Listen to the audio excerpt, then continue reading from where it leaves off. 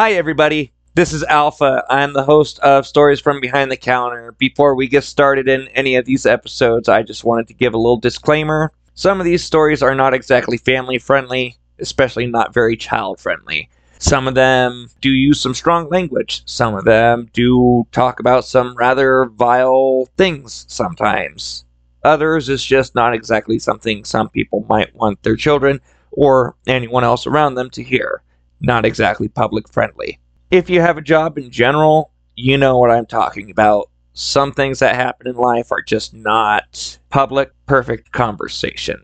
So, with that in mind, please keep in mind where you're listening to this, who you're listening to it around, and how you're going to listen to it. Also, if you have any stories that you would like to share with me, please send them my way. I am always up for more stories. I only have so much as my own. So if you have anything you want to share with me, please feel free to share them with me in my email account. Send them to workwithalphag@gmail.com. That is workwithalphag@gmail.com.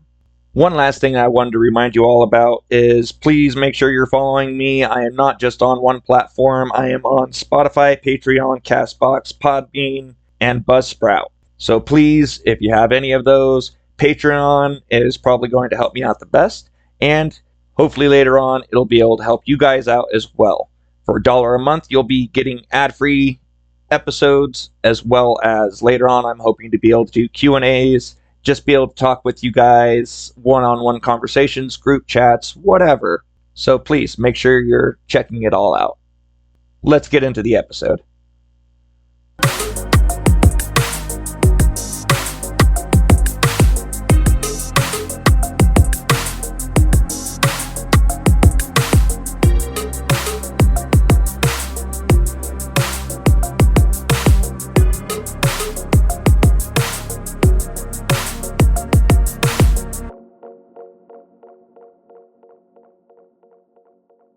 Hey everybody, welcome back. This is Stories from Behind the Counter, and as always, I'm Alpha.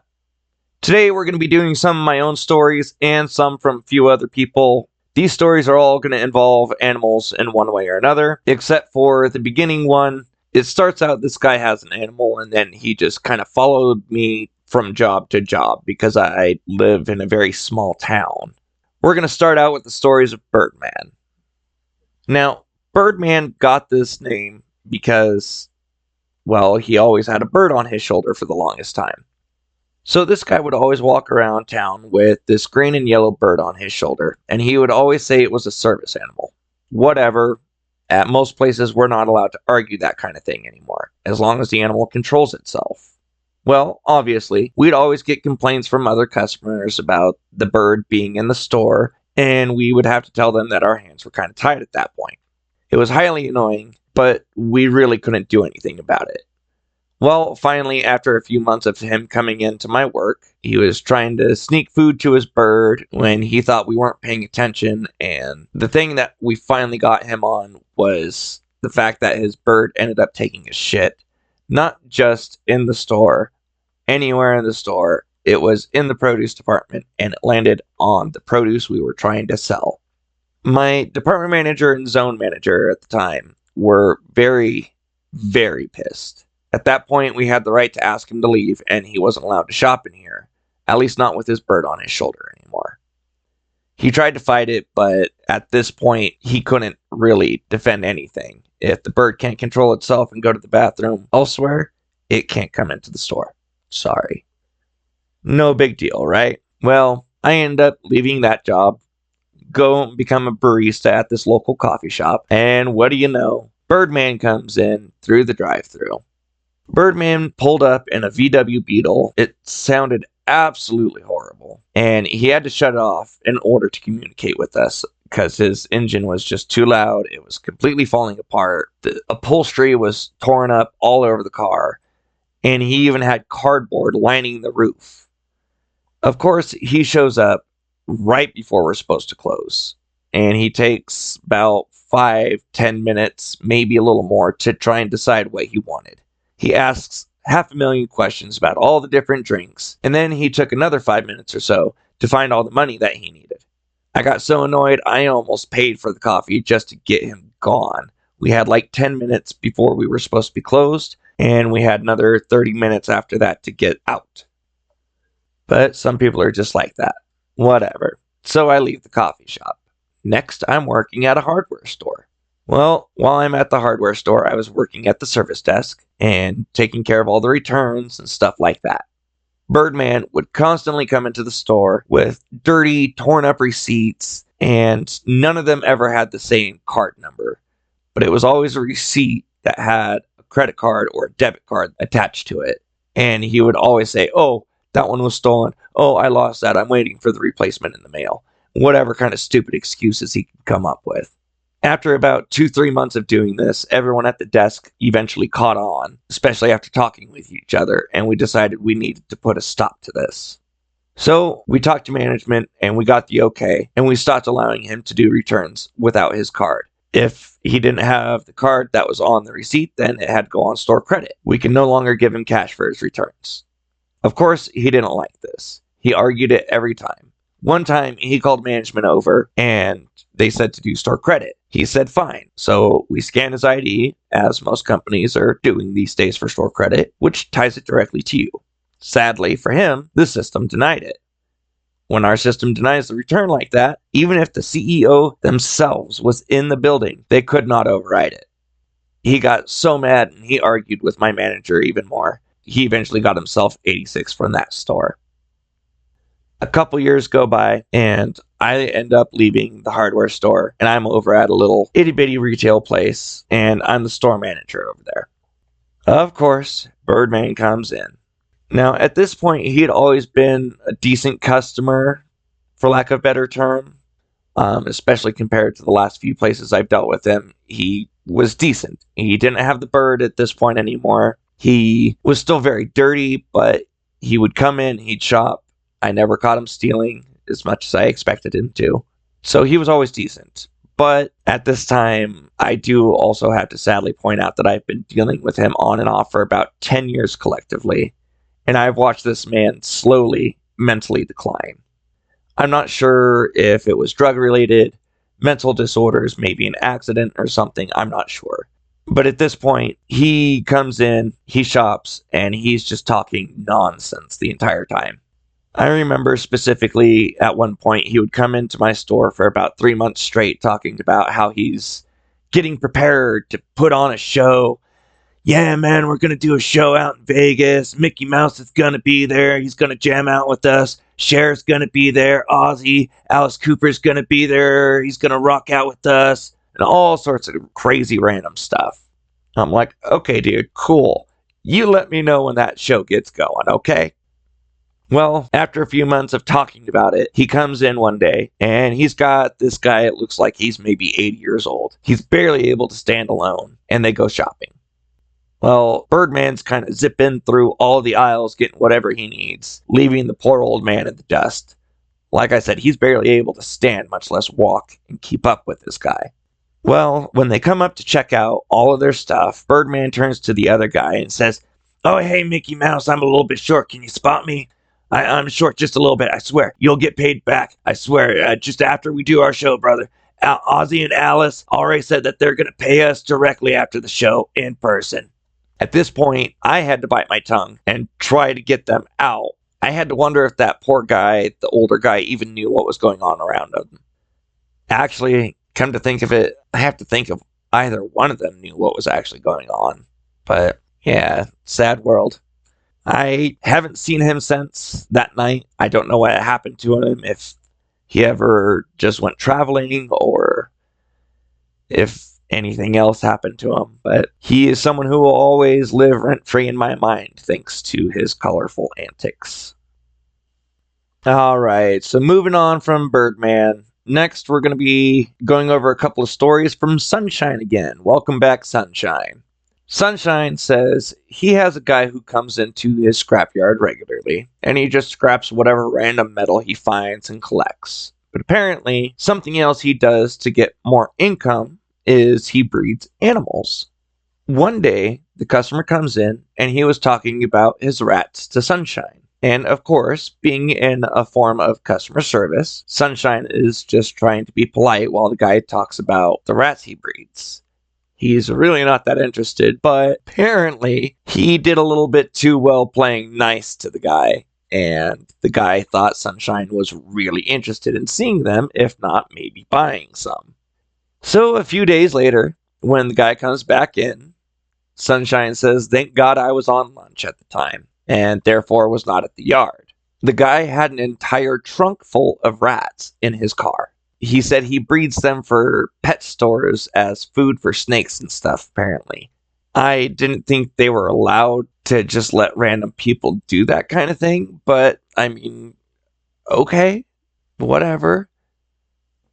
Recently, the guy came in and he had some dogs that are just old and tired. He said they've been bred pretty much their whole lives and now they're essentially useless to him.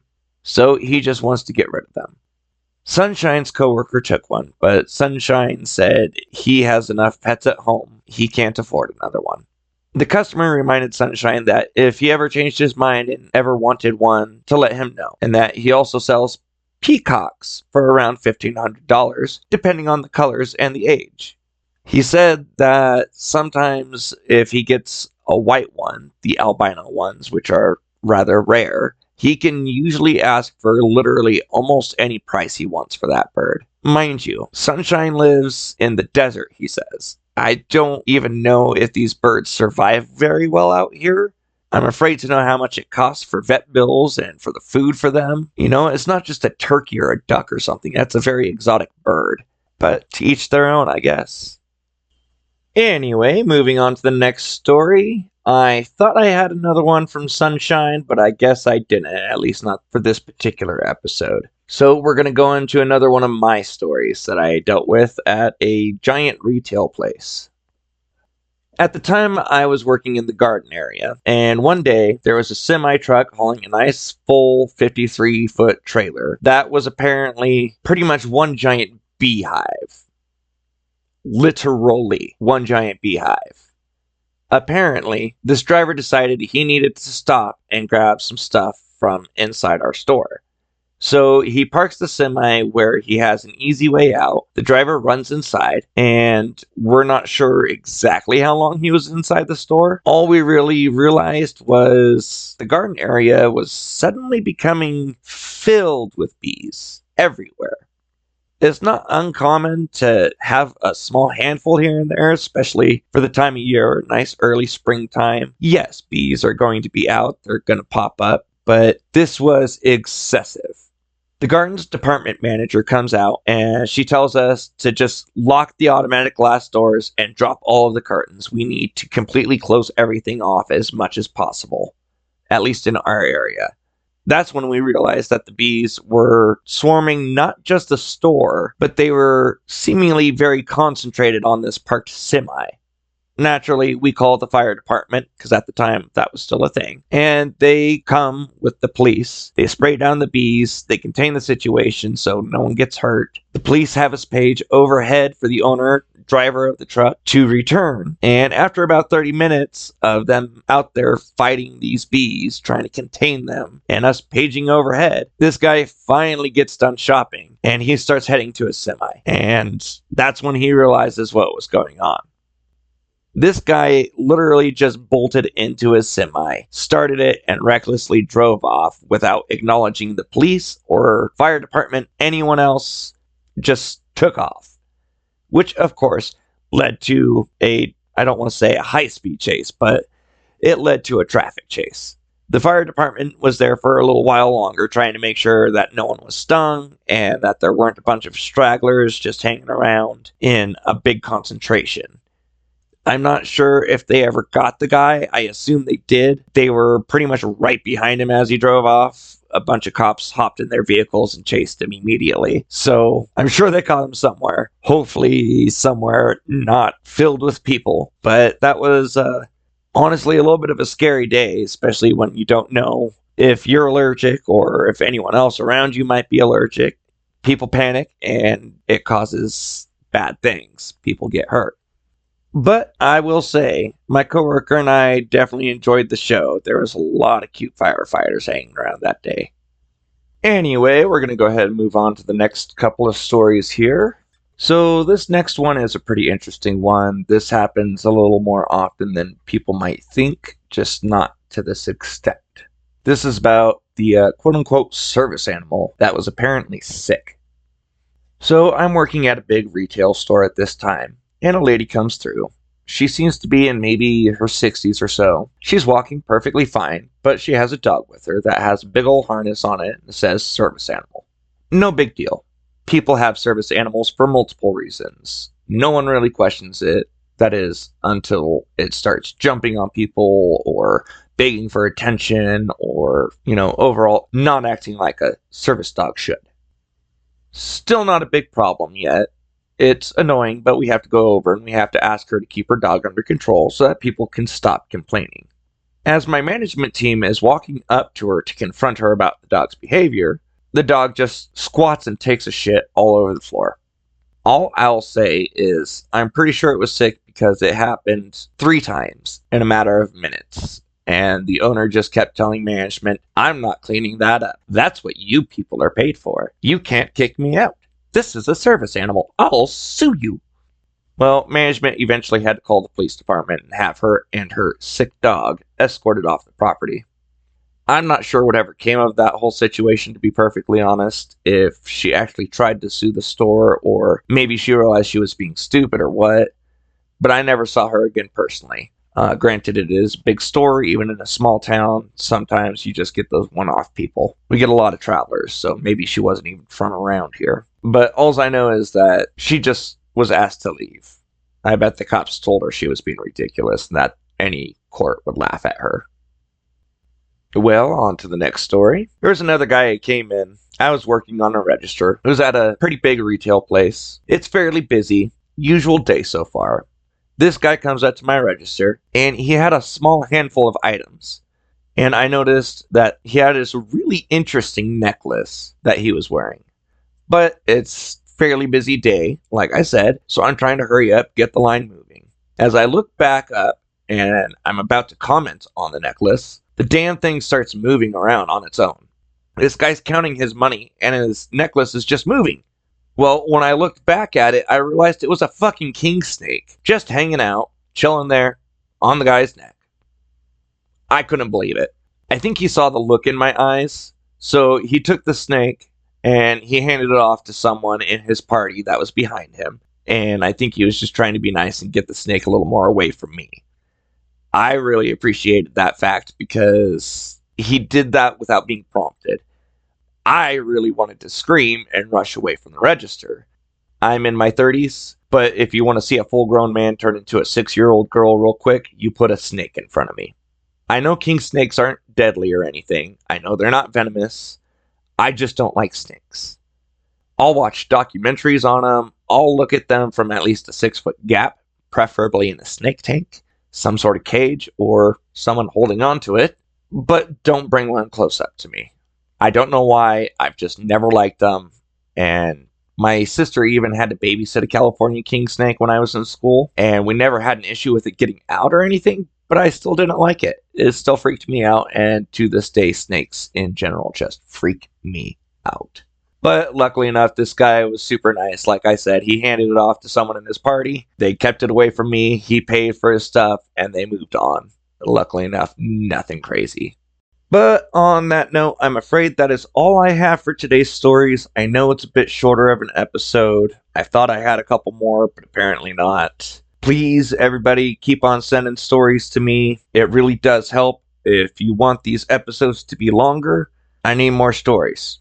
So if you're enjoying it, if you think of anything, if any of my stories remind you of anything like, oh yeah, this was kind of a weird thing that happened to me, or, oh yeah, that just reminded me of this batshit crazy thing that happened to me, please send them. I would love to hear them. You know how I roll. I'm not telling you your name. We'll just tell the story and have fun. And if I get enough, I can make longer episodes. I can make more episodes just in general. But for today, that is all. Thanks again for listening, guys. Obviously, I try to keep everyone's identities safe so that they can be protected so there's no backlash from any of these companies or anyone else for any reason whatsoever. So for everyone sending in their stories, I thank you. Whatever I call you on the show is all you will ever be known as. With that being said, I want to give a big shout out and a big thank you to Denise Esparza for the artwork. She's the one who did the little thumbnail that you see when I upload all of my episodes, and I do look forward to working with her for any changes in artwork that I decide to do later. If you're interested in seeing anything else and more artwork that she does, you can follow her on Nisi Art on Instagram. That's NEISSE_ART on Instagram. Also, big shout out and a thank you to Nivation. He's the one responsible for the music you hear at the beginning and the ending of the episodes. If you wish to follow him and see what else he provides musically, that is Nivation. Spotify is the only platform that he gave me to shout him out on, but I just wanted to make sure he got the credit for what he did for me. I really do appreciate everything you guys have done for me to help me get this show started and to keep it going. Thank you guys. I really honestly could not have done this without you. For everyone else, thank you again for all of your stories. I hope that you guys are enjoying this. One last reminder, please do not forget to check me out pretty much anywhere you can find a podcast. That's where I'm trying to get to. Obviously, the biggest ones I'm going to be on are Patreon and Spotify, but check me out, see where you can find me. Patreon will be the biggest help for me. And as I'm pretty sure I've stated before, that will also help you guys later on. I'm hoping to be able to do live Q&As. I'm hoping to be able to do conversations, one-on-one chats, group chats. I don't care.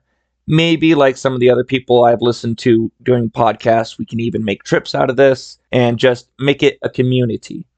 I just want to have fun with this. So I hope you guys are enjoying it. And I hope you can help make the community I'm looking to make. Thanks again, guys. This is Alpha signing off. See you next episode.